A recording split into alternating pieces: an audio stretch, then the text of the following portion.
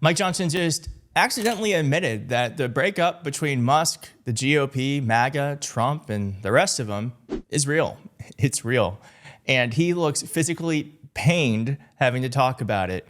Before we get to that, I want to just show you something that happened yesterday that is incredible. The Education Secretary, Linda McMahon, was asked simple questions that she could not answer. And it was brilliant. First off, it started off terribly where she was prepared to give her testimony and she forgot to unmute her mic. Of your written statement, Madam Secretary, you are recognized for your testimony. Welcome. Make sure that microphone is on there. That helps for you to hear me, right? Billionaires, she's a billionaire from WWE.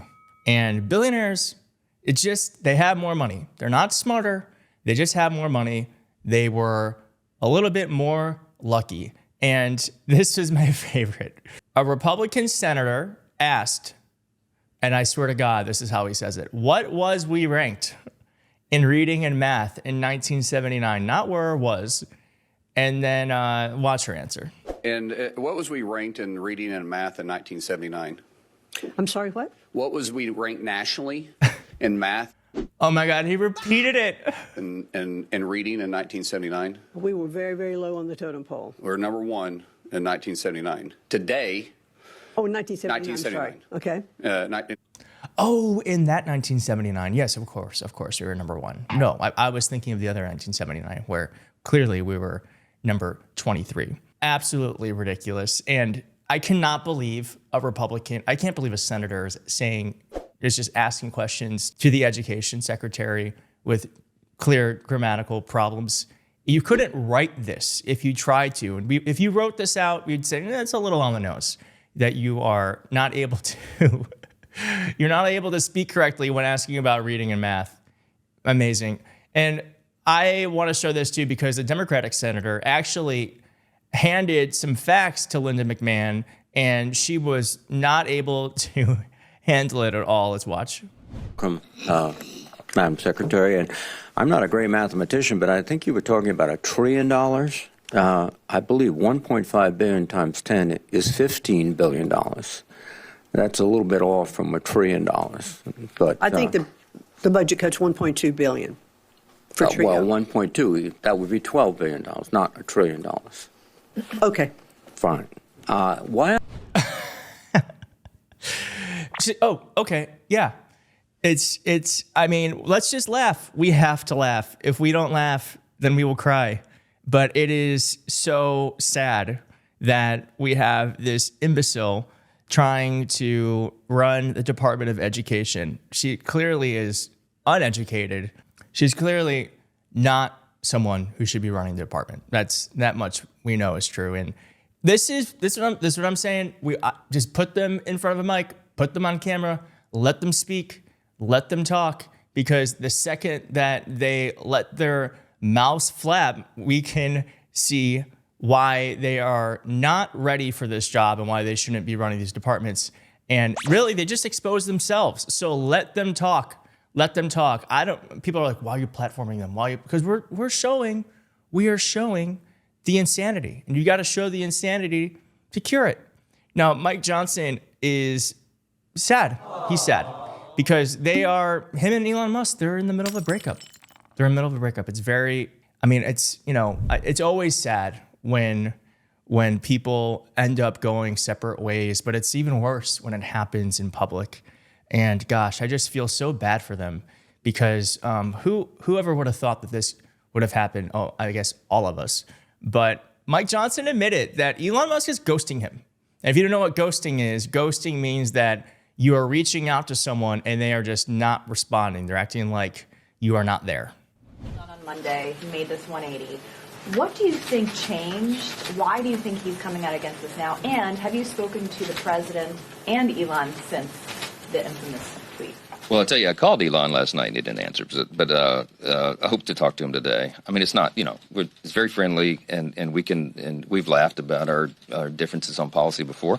I'm not upset about this. And I think he understands, and he's acknowledged to me before, that this is so serious that we can't fool around with it. I mean, the debt cliff is approaching very quickly, right? All the things that are in this bill are so important for the U.S. economy. It's going to be jet fuel for the U.S. economy. All boats are going to rise. And the sooner we do that, the better. And the risk of not getting it done is enormous, not just for the Republican Party, but for the country. We got to do this. We're going to have the largest tax increase in U.S. history at the end of the year if we fail, and all the other calamities that we've talked about. So we've got to get it done. And I think Elon understands the weight of that, and I hope he comes around. I'd love to talk to him this week, and I hope he calls me back today. Elon, please call me. Please call me back. I miss you.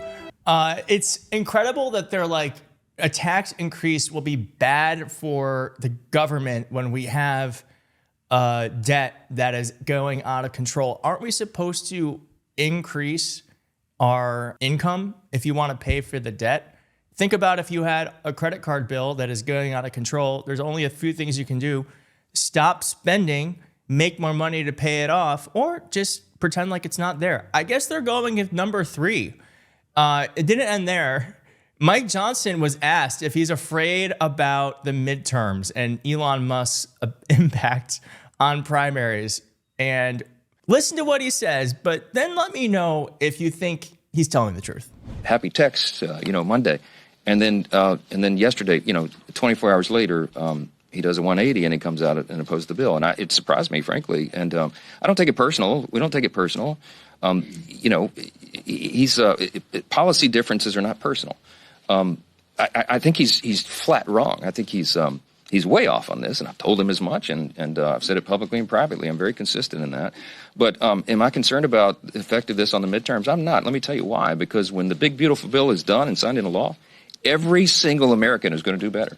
This bill is geared for middle and working class Americans, and they are going to feel the effects of it, and they're going to feel it before the midterm election. So lies. This bill only helps billionaires, and it actually is, in the course of 10 years, going to make it so that folks whose income are in the bottom 50% will actually take home less money as a result of this bill. Now, they won't feel the effects of that next year, but they will feel it eventually. And probably what will happen is a Democrat will become president, and that's when this stuff will get kicked in, where we start to see these negative impacts, because what they like to do is run the economy on a sugar high, and then Democrats have to get elected and clean stuff up.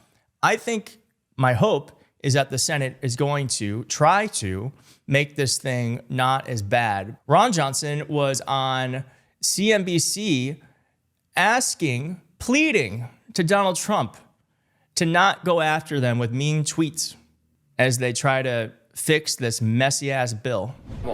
I mean, the Senate is going to look at the House version, and the Senate's going to do its own version. It just seems like it's in motion already. And well, again, go ahead. So the president and Senate leadership has to understand that we're serious. They always say, "Oh, we can pressure these guys." No, you can't. Okay, again, we're being very respectful. I ran in 2010 as part of the Tea Party movement. We were mortgaging our children's future. We were $14 trillion in debt then. Now we're over $37 trillion. We're serious about this. They need to take us seriously. Don't insult us. Work with us. Lay out the numbers. If you can say that our numbers are wrong, fine. Let's work through it. But again, every analysis I have, there's greater upside risk to that deficit. Interest rates are moving up. If we go increase interest rates 1%, that's another $4 trillion over 10 years in terms of deficit. If we don't replace the $4 trillion, that's $4 trillion of lost revenue. Again, and growing the economy 3%, it adds to it a little bit, but mostly in the out years. So again. All right, pretty dry stuff there, but he was being like Donald Trump. Just let us try to figure this thing out. And please don't make fun of us. Do you think he's going to do that? Of course he's not going to do that. Donald Trump loves to send a mean tweet. By the way, where is he? Where is Donald Trump? Secondly, I just got to say that I think the debt is a huge issue. It's a problem. We are sacrificing the future of our children to feel good today. It's not okay. The way that the GOP wants to fix this problem is by cutting social services that help the most Americans. And I just simply believe that we need to fix loopholes in the tax system. We have to tax billionaires more. We have to make it so corporations are paying their fair share, and so that regular American people aren't screwed over and don't have to pay for this mess because everyone has helped create it. It can't just be the middle class and the poor and the impoverished who fix it. And that's the difference, is the GOP wants to put this on the backs of working class people. I personally believe we need to make it so that those who will feel the least amount of pain if we were to ask for them for more money, we simply ask them to do that, and we do it.